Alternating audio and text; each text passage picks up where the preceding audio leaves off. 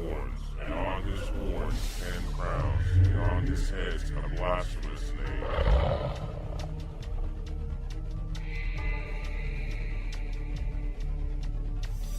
Welcome to the Revelation 13 podcast.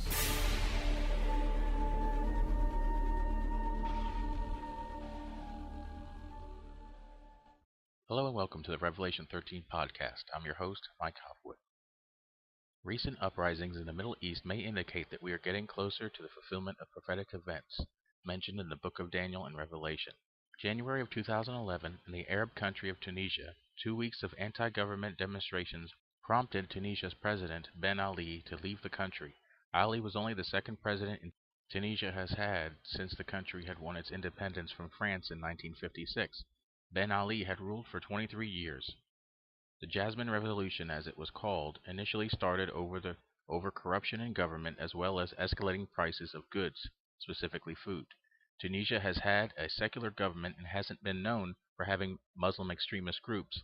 This may change after elections later this year. Groups like the Muslim Brotherhood may use the country's instability to gain power. Tunisia has been one of the Arab world's least important countries, so the People's Revolution probably didn't give many of the Middle Eastern dictators any reason to worry.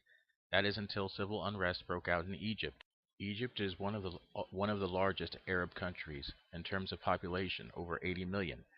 And has tremendous influence on what goes on in Arab circles, as well as being one of the most ancient civilizations in the world. Since the Egyptian uprising started, several Arab countries have announced governmental changes to try and head off uprisings in their countries. In Yemen, that country's president, Ali Abdullah Saleh, announced that he would not run for another term as leader of that nation. In Jordan, King Abdullah dismissed members of the ruling government and started talking about reforms. Clearly, the region's leaders are worried about the spread of uprisings in their countries, and deservedly so. The Arab people suffer most of their oppression from their own governments. The Middle East has had very few stable democracies with any measure of what the West would call freedom. Israel is the only one. After 18 days of protest, President Mubarak stepped down and the military took power. After these, protests in other Middle Eastern countries have started. In Yemen, some ramblings, and in Libya and Bahrain. As these protests play out, they are adding to some unpredictability in the Middle East. As with most revolutions, there are groups behind it, organizing it and trying to push their agenda. In Egypt, the protests were sparked by a coalition of left-wing parties and a surprising partner, the Muslim Brotherhood. The Muslim Brotherhood is a de facto terror organization that hides behind charity work to try to cover its militant factions. Members of the Muslim Brotherhood assassinated Anwar Sadat in 1981, Egypt's ruler who made peace with Israel in the 1970s. His assassination led to the rise of Hosni Mubarak, who was his vice president.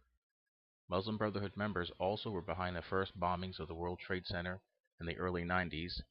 Also, Al-Qaeda's second-in-command is from the Muslim Brotherhood. This unlikely coalition of secular and religious factions in Egypt have now overthrown the Egyptian government, and now hope to shape the future of Egypt. It seems that Barack Obama quickly turned on Hosni Mubarak and supported the protesters in his removal from power, which is not too surprising considering he has been quietly trying to build ties with the Muslim Brotherhood. In 2009, Obama invited 10 members of the group to attend his speech to the Muslim world, which he gave in Cairo.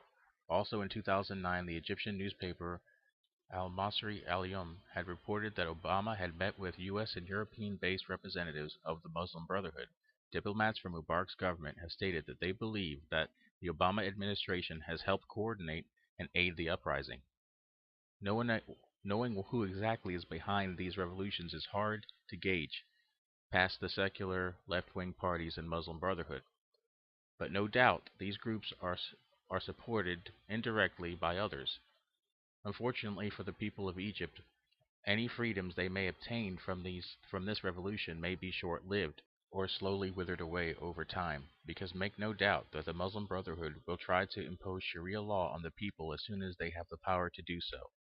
A sermon delivered in November by the Muslim Brotherhood's new Supreme Guide, Muhammad Badi, illustrates their sympathy and solidarity for violent acts. In his speech he said, Today, the U.S. is withdrawing from Iraq, defeated and wounded, and is also on the verge of a withdrawal from Afghanistan because it has been defeated by Islamist warriors.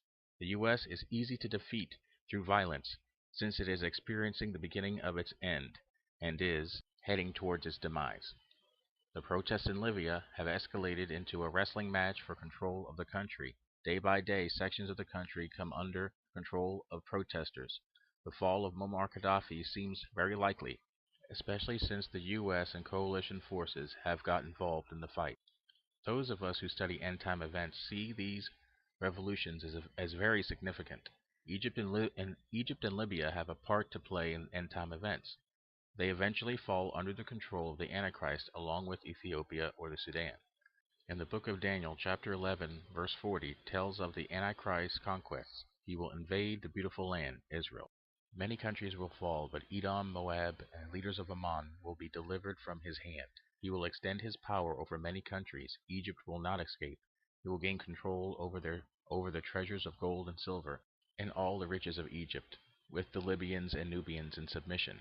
You can look at the events in Egypt and Libya in several ways. One is that the Antichrist, in some way, is behind the revolutions in these countries and is in the process of taking them over.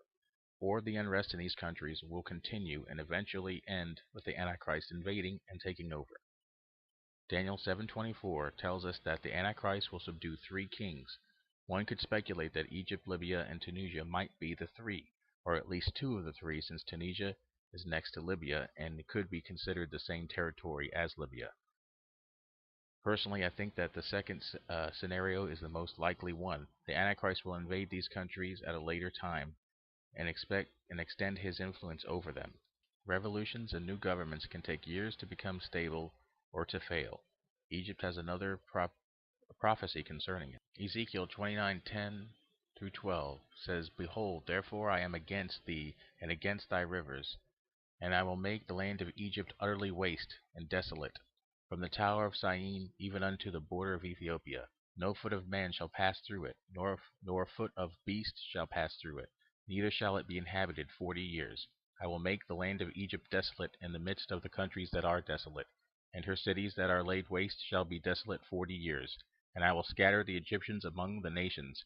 I will disperse them through the countries. Egypt will become uninhabitable for 40 years, probably from nuclear radiation contaminating the Nile River, and nuclear war destroying its cities. Regional to worldwide nuclear war is and has been a real possibility since the Cold War, and any number of events may set the gears of war into motion. Newly leaked documents state that Al-Qaeda is on the verge of producing radioactive, chemical, and biological weapons, prompting a leading atomic regulator to warn that the world stands on the brink of a nuclear 9/11. The diplomatic cables document the attempts by groups to attain nuclear material and their plans to use them. In a January 2009 NATO meeting, NATO security chief briefed members of an Al-Qaeda plan to use radioactive